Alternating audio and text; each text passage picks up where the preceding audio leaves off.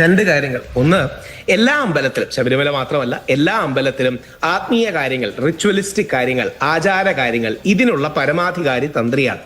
രണ്ട്, അഡ്മിനിസ്ട്രേറ്റീവ് കാര്യങ്ങൾ, സെക്കുലർ ഭരണപരമായ കാര്യങ്ങൾ, ഇതിന്റെ പരമാധികാരി ദേവസ്വം ബോർഡാണ്. എന്തായാലും ഇപ്പോൾ ഒരു കാര്യത്തിൽ വളരെ പോസിറ്റീവായ ഒരു കാര്യമുണ്ട്. അതായത് ശബരിമല യുവതി പ്രവേശന കാലത്ത് തന്ത്രിക്ക് അധികാരവും അവകാശവും ഇല്ല എന്ന് പറഞ്ഞിരുന്നവരെല്ലാം ഇപ്പോൾ ഓടി നടന്ന് തന്ത്രിക്കാണ് എല്ലാ അധികാരവും, തന്ത്രിക്കാണ് എല്ലാ അവകാശവും എന്ന് കേൾക്കുമ്പോൾ ഒരു വിശ്വാസി എന്ന നിലയിൽ അത് ആശ്വാസം തരുന്നതാണ്. അതായത് പണ്ട് പറഞ്ഞിരുന്നത് തന്ത്രി അങ്ങനെ ചെയ്യണ്ട, തന്ത്രിയുടെ കോന്താലയുടെ കീഴിലല്ല ശബരിമല ഇരിക്കുന്നത്. നമ്മുടെ സാഹചര്യങ്ങൾ നിലപാടുകളെ മാറ്റും രാഹുൽ പലതും. അതെ. അപ്പൊ അതുകൊണ്ട് അങ്ങനെ പറഞ്ഞിരുന്നവർ ഇപ്പം തന്ത്രിയാണ് എല്ലാം തന്ത്രിയാണെന്ന് പറയുന്നത് കേൾക്കുമ്പോൾ അറിയില്ല, നല്ല കാര്യമാണ്. രണ്ട്, ഇനി ഏതെങ്കിലും തന്ത്രിക്ക് നേരെ അങ്ങനെ ഇതുവരെ ഏതെങ്കിലും ആരോപണം വന്നിട്ടില്ല. വന്നാൽ തന്നെ ആലോചിച്ച് നോക്കൂ, സാധാരണ വിശ്വാസികൾക്ക് അയ്യപ്പനല്ലേ പ്രധാനം.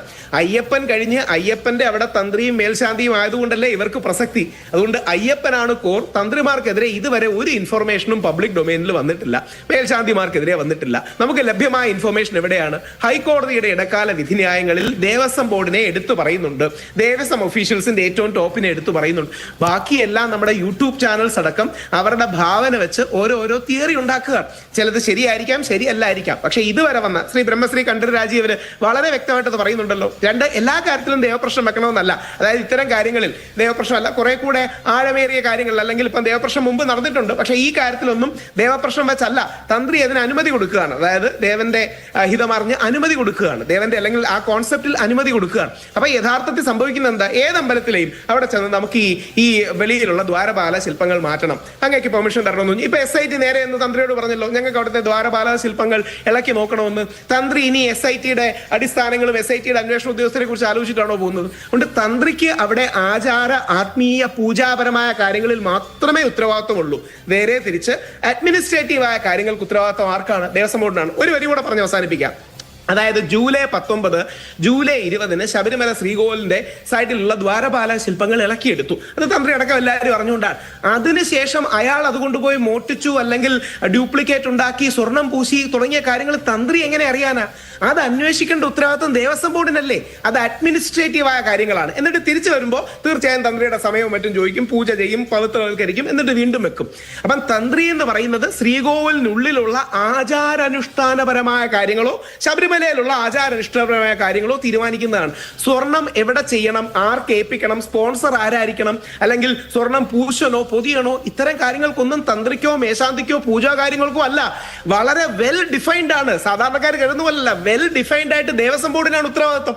അപ്പൊ അഡ്മിനിസ്ട്രേറ്റീവ് കാര്യങ്ങളുടെ ഉത്തരവാദിത്വത്തിൽ നിന്ന് തന്ത്രിമാരെയും കൂടെ പിടിച്ചിട്ടാൽ ഫോക്കസ് നഷ്ടപ്പെടുത്താം എന്ന് ആഗ്രഹിക്കുന്ന പല ആൾക്കാരും ഇഫക്റ്റീവ്ലി ചെയ്യുന്നതാണ്. അതായത് എല്ലാവരും ഇതിൽ കൊള്ളക്കാരാണെന്ന് തെറ്റിദ്ധാരണ ഉണ്ടാക്കാനും ബാക്കി എല്ലാവരും കൂടെ ഉണ്ടായിരുന്നല്ലോ എന്ന തെറ്റിദ്ധാരണ ഉണ്ടാക്കാനുമാണ്. ഒരു വരി കൂടെ പറഞ്ഞ് അവസാനിപ്പിക്കാം. 2019 നടന്നത്, നമ്മളെല്ലാം അറിഞ്ഞത് 2025 തിരിഞ്ഞു ചോദിക്കുകയാണ്, തന്ത്രി ഉണ്ടോ എന്ന് അറിഞ്ഞില്ല. അതേ ലോജിക്ക് ഹൈക്കോടതിയോടും ഇല്ലേ? ഹൈക്കോടതി ഉണ്ടോ എന്ന് അറിഞ്ഞില്ല. സംസ്ഥാനത്തെ ഇന്റലിജൻസ് എന്തുകൊണ്ട് അറിഞ്ഞില്ല? മാധ്യമങ്ങൾ എന്തുകൊണ്ട് അറിഞ്ഞില്ല? ഇപ്പോൾ കള്ളത്തരം പുറത്തു വന്നപ്പോൾ നമ്മൾ പിടിക്കുന്നു. ഇനി അതുമായിട്ട് ബന്ധമുള്ള ആൾക്കാരെ കൂടുതൽ അന്വേഷിക്കുന്നു. അപ്പം ഇതിൽ നമ്മൾ ഹൈക്കോടതി പറഞ്ഞതിൽ നിന്ന് ഒരു വരി കൂടുതലോ കുറവോ പറയരുത്. അതുകൊണ്ടാണ് ഞാനൊന്നും വിശ്വാസികളായതുകൊണ്ട് ഒരു രാഷ്ട്രീയ ആരോപണം ഉന്നയിക്കാത്തത്. കടകംപള്ളി സാറിനെതിരെ ഉന്നയിക്കാത്തത്, മുഖ്യമന്ത്രിക്കെതിരെ ഉന്നയിക്കാത്ത കാര്യം നമുക്കറിയില്ല. നമുക്കിനി നാളെ ഹൈക്കോടതി പറയുകയാണ്. ഹൈക്കോടതി സുഭാഷ് കപൂറിന്റെ പേര് വരെ വിധി എഴുതിയിട്ടുണ്ട്. സുഭാഷ് കപൂറിന് 1300 കോടിയുടെ ഒരു അമ്പല മാഫിയ അല്ലെങ്കിൽ ഈ വിഗ്രഹ മാഫിയയുടെ ആളാണ്. ഇതെല്ലാം, അല്ലെങ്കിൽ അതാണ് സുഭാഷ് കപൂർ. ഇതടക്കം കോടതി സംശയം പ്രകടിപ്പിച്ചിട്ടുണ്ട്. അപ്പം കോടതിയിൽ നാളെ SIT പറയാണ് ഇന്ന ആൾക്കാർക്ക് ഉത്തരവാദിത്വം ഉണ്ട്, തീർച്ചയായിട്ടും എടുക്കാം. ഈ ദൈവതുല്യർ ആരാണെന്ന് പത്മകുമാർ സാറല്ലേ പറയേണ്ടത്? പത്മകുമാർ സാറാണ് യഥാർത്ഥത്തിൽ ആരാണ് ഈ ദൈവതുല്യർ എന്ന് അദ്ദേഹം വാക്കുകൊണ്ട് ഉദ്ദേശിക്കുന്നത്.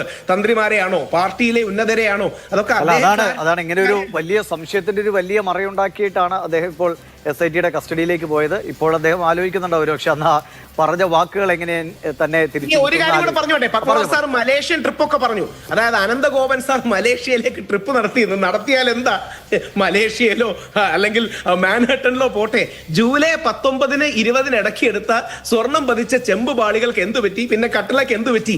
വളരെ സ്പെസിഫിക് അല്ലേ? ആരെവിടെ പോയതൊന്നും പ്രശ്നമല്ല. അയ്യപ്പന്റെ സ്വർണം അതെവിടെ പോയി, അതെങ്ങോട്ട് കട്ടുകൊണ്ടുപോയി, അതാരൊക്കെയെന്നത് മാത്രമേ ഇവിടുത്തെ വിശ്വാസികൾ ചോദ്യത്തിൽ നിന്ന് രക്ഷപ്പെടാൻ വേണ്ടിയാണ് 20 വർഷങ്ങളിലെ അന്വേഷണം വേണോ എന്ന് പറയുന്നത്. കാര്യം ആ ചോദ്യത്തിൽ നിന്ന് ഫോക്കസ് തെറ്റിക്കണം. മാതൃഭൂമി എഴുതി കാണിക്കുന്നത് വളരെ കൃത്യമാണ്. സ്വർണ്ണപ്പാളികൾക്ക് എന്ത് സംഭവിച്ചു ചോദ്യത്തിൽ നിന്ന് മാറ്റാൻ വേണ്ടിയാണ് ബാക്കി ചോദ്യങ്ങൾ ഉന്നയിക്കുന്നത്.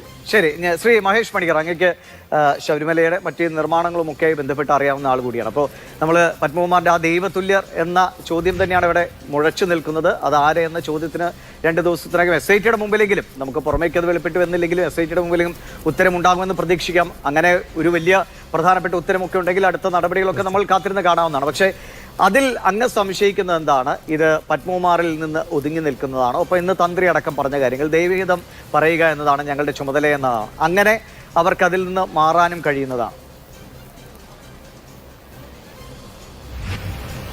പ്രത്യേകിച്ച് ഈ ദൈവതുല്യർ എന്ന് പറയുമ്പോൾ ഇന്നത്തെ ദിവസം നമ്മുടെ കോൺസ്റ്റിറ്റ്യുവൻസി ഭരണഘടന ആദ്യമായിട്ട് അഡോപ്റ്റ് ചെയ്ത ദിവസമാണ്. അപ്പോൾ ഇന്നത്തെ ദിവസം നമ്മളെല്ലാവരും ഒരേപോലെയുള്ള ആൾക്കാരാണെന്നുള്ളത്, തുല്യരാണ്.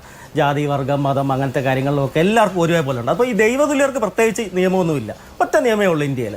അപ്പോൾ അത് തന്ത്രിയായാലും മന്ത്രിയായാലും ആരായാലും ഒറ്റ നിയമമുള്ളൂ. ആ നിയമത്തിനകത്ത് വിധേയമാകുക. അവരെ മൊഴിയെടുക്കുക, അവരെ ചോദ്യം ചെയ്യുക, അവരുടെ മൊഴിക്കനുസരിച്ച് മറ്റുള്ളവരുടെ മൊഴി നോക്കുക, ഈ മൊഴിയെ തമ്മിൽ താരതമ്യം ചെയ്യുക, ഇവരുടെ പാസ്പോർട്ടോ അങ്ങനത്തെ യാത്ര ചെയ്തിട്ടുണ്ട് അങ്ങനത്തെ കാര്യങ്ങൾ നോക്കുക, വിശകലനം ചെയ്യുക. അതിനനുസരിച്ചിട്ട് ഇപ്പം പത്മകുമാർ എങ്ങനെ ഇപ്പം ഒരു അമാവാസി ദിവസം അകത്തോട്ട് പോയത്, ഈ മൊഴികളിലെ വൈരുദ്ധ്യം വന്നപ്പം അവർ പിടിച്ചു. കാര്യങ്ങൾ അത്രേ ഉള്ളൂ. അപ്പം അതുപോലെ ഈ ദൈവതുല്യർക്കും മൊഴികളിലെ വൈരുദ്ധ്യം വരുമ്പോഴത്തേക്ക് ഇവർക്ക് പറഞ്ഞു നിൽക്കാൻ പറ്റത്തില്ല. ഇന്നത്തെ കാലമല്ല, എല്ലാത്തിനും തെളിവുണ്ടാവും. എല്ലാത്തിനും അയ്യപ്പനൊരു തെളിവ് വെച്ചിട്ടുണ്ടായിരിക്കും. അപ്പം അതാണ് അതിനകത്തെ കാര്യം. പിന്നെ ഇപ്പം ആദ്യം നമ്മൾ സംസാരിച്ച പോലെ ഈ കട്ടളപ്പാളി മാത്രമല്ല ഇളക്കിയത്, കഥ ഇളക്കി, അതിനൊരു അനിച്ചം വേണം, അത് തിരിച്ചു വെച്ചു. കഥ ഇളക്കി കഴിഞ്ഞ് കട്ടള ഇളക്കി, അതിനൊരു അനിച്ചം വേണം, അത് തിരിച്ചു വെച്ചു. മൂന്നാമത് ഉടൻ തന്നെ അടുത്തത് ധാരമാലപാളി. അപ്പം ഇങ്ങനെ 3-4 തുടർച്ചയായിട്ട് കാര്യങ്ങളിലെല്ലാം ഇങ്ങനെ ഇളക്കി കൊണ്ടുപോകുന്നു. പിന്നെ വേറൊരു പോളിഷ് ചെയ്ത് കൊണ്ടുവരും. അത് തന്നെ രണ്ടാമത് റിപ്പയർ ആകുമ്പോൾ ഈ തന്ത്രത്തിന് ഒരു ചെറിയ ബോധ്യം വേണ്ടേ, ഇത് പണിയാന്ന് അറിയത്തില്ലേ? അതായത് അടുത്ത 2019 കൊണ്ടുവച്ചിട്ട് 20 തന്നെ ഇവർ രണ്ടാമത് ആപ്ലിക്കേഷൻ മൂവ് ചെയ്തു, 24 ആപ്ലിക്കേഷൻ മൂവ് ചെയ്തു, 25 ഇപ്പോൾ നടന്നതെന്നേ ഉള്ളത്. അപ്പം ഇതൊക്കെ ഇവർ അറിഞ്ഞുകൊണ്ടല്ലേ നടക്കുന്നത്. ഇതിനകത്തൊക്കെ ആ ഒരു സ്വർണ്ണവുമായിട്ട് ബന്ധപ്പെട്ടൊരു സാധനമാണ്, ഒരു ഉരുപ്പടിയാണ്. അതുപോലെ ഈ എന്താ പറയുക, യോഗദണ്ഡ്, പഴയ ഇത്, പിന്നെ ഇത്രയും ഇത് പറയുന്ന ഇത്രയും ന്യായങ്ങളും പ്രമാണങ്ങളും പറയുന്നപ്പോൾ ശബരിമലയിൽ നിന്ന് ഒരു സാധനം വെളിയിലോട്ട് കൊണ്ടുപോകാൻ പാടില്ല എന്ന് പറയുന്ന അദ്ദേഹം ആ വാജിവാഹനം അവിടുത്തെ വലിയ അമൂല്യമായ വിലയുള്ള സാധനമാണ്. ഈ പ്രസിഡന്റോ സെക്രട്ടറി എടുത്ത് കയ്യിലോട്ട് കൊടുത്തപ്പോഴത്തേക്ക് അത് മേടിച്ചുകൊണ്ട് ചാക്കിലിട്ട് വണ്ടിയിലിട്ട് വീട്ടിൽ കൊണ്ടുപോകണം ചെയ്യേണ്ടത്. അത് അവിടെ വെക്കേണ്ടതല്ലേ? അല്ലെ ഒരു പൊതുസമൂഹത്തിൽ ബോധ്യപ്പെടുത്തേണ്ടതല്ലേ? അതെന്താ മനസ്സിലാക്കാത്ത? രാഹുൽ ഈശ്വറിനോട് ഒരു ചോദ്യം ഉള്ളത്, ഇതുവരെ താഴ്മടം കുടുംബം എത്രയോ ക്ഷേത്രങ്ങൾ, 10, 150, 200 വർഷത്തെ പാരമ്പര്യമുണ്ട്. 200 വർഷമായിട്ട് എത്രയോ ക്ഷേത്രങ്ങളിനകത്ത് പുനരുദ്ധാരണം നടന്നിട്ടുണ്ട്. എത്രയോ ക്ഷേത്രങ്ങളിൽ നിന്ന് ഈ പഴയ ഈ പറഞ്ഞ വിഗ്രഹങ്ങളൊക്കെ അവകാശമാണെങ്കിൽ അതൊക്കെ അവിടെ കാണണ്ടേ? ഈ വിഗ്രഹങ്ങൾ അവിടെ ഒരു എന്താ പറഞ്ഞ ഒരു നമുക്കൊരു ഇതുണ്ടാക്കി അവിടെ വെച്ചിട്ടുണ്ടോ? ഒരു മ്യൂസിയം ഉണ്ടാക്കി ഇതുവരെ ഇന്ന ക്ഷേത്രത്തെ ഏറ്റുമാനൂർ ഇതാണ്, മറ്റേതിൽ ഇതാണ്, മറിച്ചയിൽ ഇതാണെന്ന് പറഞ്ഞാൽ അവിടെ വെച്ചിട്ടുണ്ടോ? കാര്യം ഈ വിഗ്രഹം കൊള്ളാന്നൊക്കെ പറയുന്ന ഈ രീതിയിലാണ് മെയിനായിട്ട് നടക്കുന്നത്. കാര്യം പഴയ പോലത്തെ അമ്പലം പൊട്ടിച്ച് വെട്ടിച്ചെടുത്തോണ്ടൊന്നും ആരും കൊണ്ടുപോകുന്നില്ല. സുഭാഷ് കപൂറൊക്കെ ചെയ്യുന്നത് ഇങ്ങനത്തെ സെയിം ഉള്ള പോറ്റിമാരെയോ അല്ലെ അങ്ങനത്തെ ആൾക്കാരെ പിടിച്ചിട്ട് അവരുടെ സെറ്റപ്പായിട്ട് ഡ്യൂപ്ലിക്കേറ്റ് അവിടെ കയറ്റി ഒറിജിനൽ അവർ മാറ്റും. അതാണ് അദ്ദേഹത്തിന്റെ മോഡൽ. അതാണ് ഇവിടെ ബഹുമാനപ്പെട്ട ഹൈക്കോടതി സംശയിച്ചിരിക്കുന്നത്. അതുകൊണ്ട് ഇവിടെ പൂജാതി കാര്യങ്ങൾ ചെയ്യുന്നവരെ സംബന്ധിച്ച് സംശയത്തിന്റെ നിഴലിലാണ് അവർ ആ സംശയത്തിന്റെ അഗ്നിയിൽ നിന്ന് അവർ മുക്തരായിട്ട് വരേണ്ട ആവശ്യമുണ്ട്. അതൊരു സത്യം പറഞ്ഞ ഒരു ഹൈന്ദവ സമൂഹത്തിന്റെ ആവശ്യമാണത്. അത് മനസ്സിലാക്കാൻ സംഭവം പറഞ്ഞു കഴിഞ്ഞാൽ ഇവരിങ്ങനെ ഒരു കറ പോലും തീർച്ചയായും ആ കുടുംബത്തിലും വരാൻ പാടില്ല എന്നുള്ളതാണ്.